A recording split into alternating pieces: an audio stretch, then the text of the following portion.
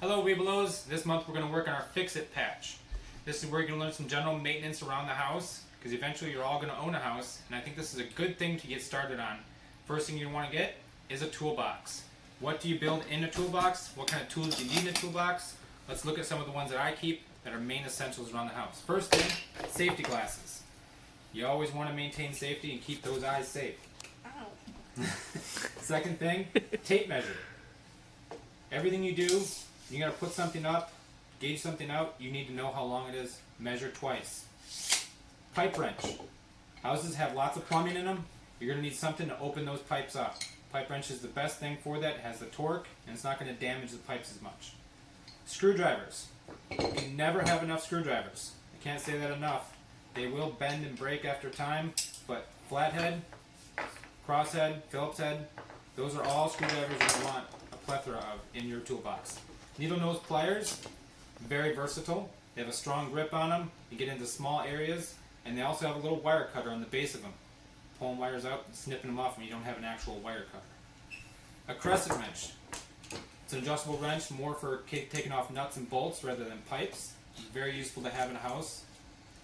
A vice grip.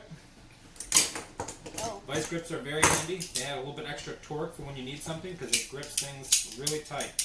It also can work as a clamp if you need to hold things down. A putty knife. Putty knives are good for scraping paint, varnish, or anything that's kind of sticking out, as well as spreading out spackle if you have a hole in the wall that you need to patch, or plaster, or whatever you need. A level. You're going to hang something, you want to make sure it's level. You got an issue with something to see if it needs to be straightened out, a level is a good thing to have. And then finally a hammer. Hammer time. You're going to put up hanging pictures, you're going to straighten things out, pull nails, staples, all things in the house that you need to take care of, you're going to want a hammer. Those are the essentials that you have in the toolbox. We're going to show you how to use some of these tools in the next upcoming sections of the video. So let's get started. Alright Webelos, the next thing you want to do is find your circuit breaker panel or fuse box if you have one. Inside here is all the fuses and circuit breakers for your entire house. It's going to have a map, which is basically a legend that tells you which each one is labeled for. So the numbers on it will tell you which each breaker is for. If you happen to lose power in one of your areas of your house, something's not working, lights aren't turning on, you come down to your circuit breaker panel, you open it up, and you check. You'll see all these are facing in a certain direction. That means that they're on. If one of them is not where it belongs and you see a little red line, that means that one is tripped. All you have to do is turn it off, turn it back on. It should power everything back on. Make sure you unplug everything before you flip that switch, okay? Not something you want to play with. There is a lot of voltage going through here. You don't want to be messing around with this. Wait, did I do it? If it is open, this whole panel is off or open for any reason, leave it alone. Tell your parents this thing can cause a lot of damage. Electricians can get hurt playing with these things. That's why they wear all the protective gear. So do not mess with this if you don't have to. Wait. But if you do need to, the only thing you touch are the circuit breakers here. Wait, did I do the right thing? You're okay. Okay, Don't worry I'm about gonna it. die. Alright Webelos, next thing you want to do is locate your heat source. Now every house can have a different kind of heat source. My house in particular runs on a furnace. It blows hot air through the house to heat it up. Some places use a boiler. Others have, wood burning furnaces, different areas like that. Chances are most houses, especially in town, are going to use a regular forced air furnace. Now with the forced air furnace, one thing you have to do every so often, about every 3 months or so, is change the filter. This is a pretty easy process. Hanwell can show you where the filter is. Right here. Right down here. Yeah. Now one thing you got to remember is when pulling these filters out and putting a new one in, is which direction it's supposed to be facing. Because the airflow goes from the bulkhead into the furnace. You said ball. And it says, right there, Squeeze, squeeze. which way the air is supposed to flow through it. This is the left side, so put it in through the left. So you got to watch out for that type of thing when changing those filters. Alright, the first thing you want to look for is the toilet that's running, obviously. If it's running, you'll hear that hissing noise where it's constantly filling. First thing you want to do, check behind the toilet. You have a knob right here. this is your shutoff valve. So you turn this valve to the right, all the way down, and that shuts off the water. So it should stop the hissing. Next thing you want to do, lift off the back end, and you can see inside here the simple mechanics of it. This is your floater. What happens is you pull the lever and it lifts up that plunger there, and all the water drains out. See, it's attached to a chain.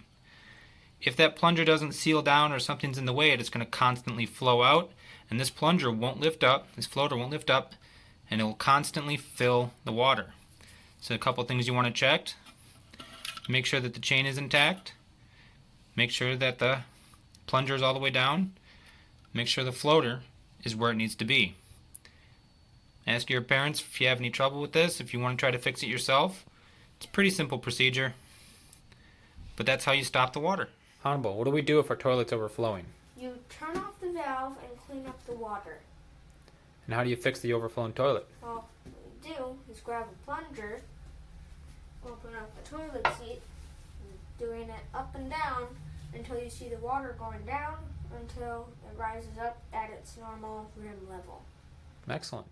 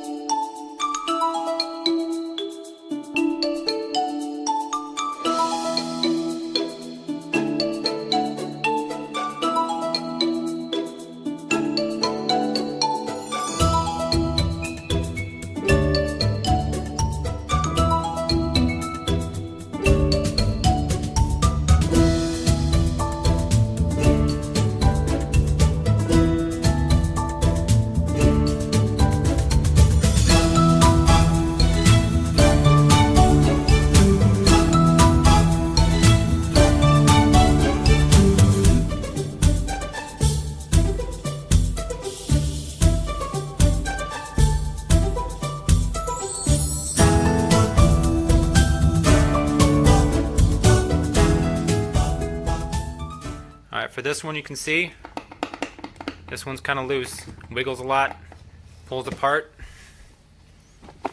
away from the drawer. So we're going to tighten that up. So take our screwdriver and just tighten the little screws in the back and the inside. Remember, the right to tighten. Are you talking to me or them? Both. Oh. I want to go in. You are them. Wow.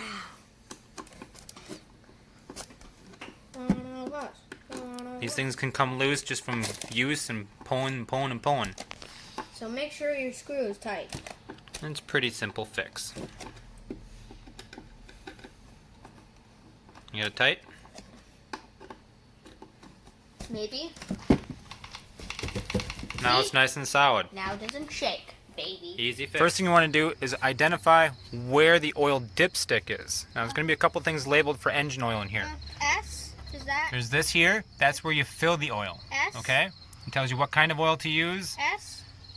Look around. S? Nope. That's not it. You see another one here. It's labeled engine oil. This is your dipstick.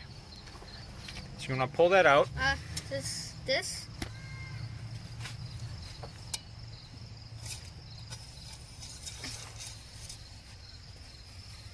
Use two hands. Our oil is fine. Two hands.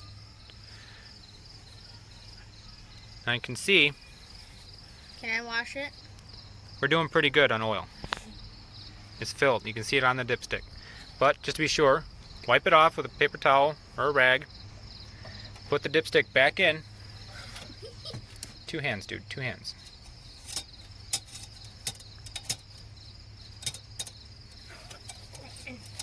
There you go.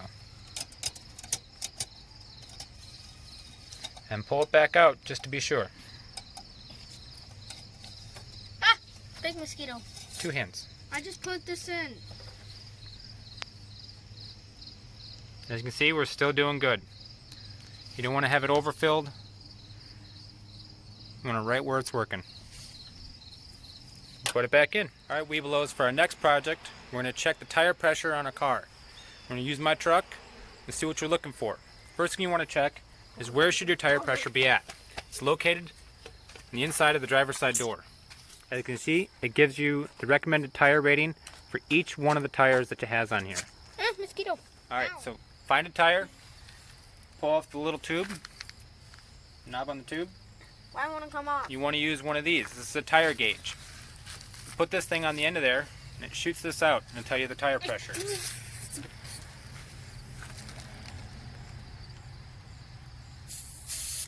That's enough. You don't want to drain the tire. It shoots out there, tells you where it's at. Look at these cool bug bites.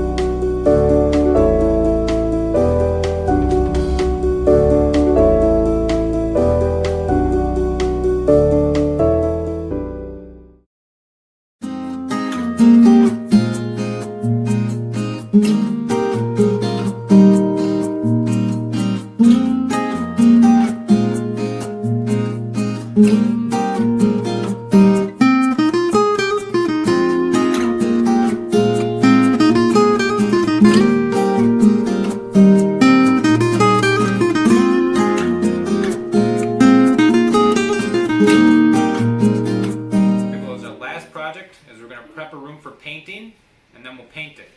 As you can see Hannibal back here, he's putting up some tape. He's having a rough time with it, but he's getting it done. What you want to need? Rollers. Rollers are good for painting large surfaces. If a roller sponge goes on top of there, dip it in the paint. If you want different sizes for different size areas, smaller roller sponges. Also, for that, painter's tray. Usually come metal or plastic with an insert. Otherwise, you get paint over this, you're not going to be able to use it again. Use an insert.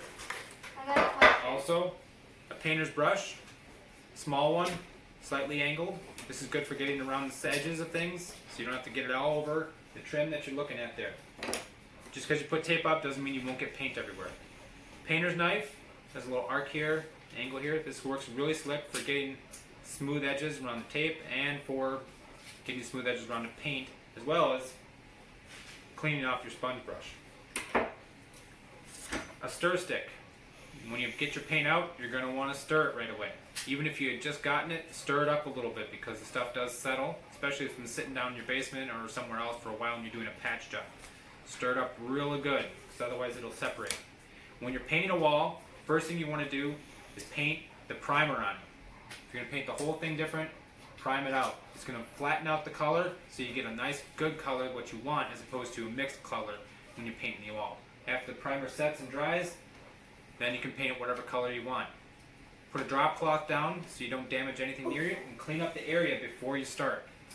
After that, put on some dirty clothes and paint.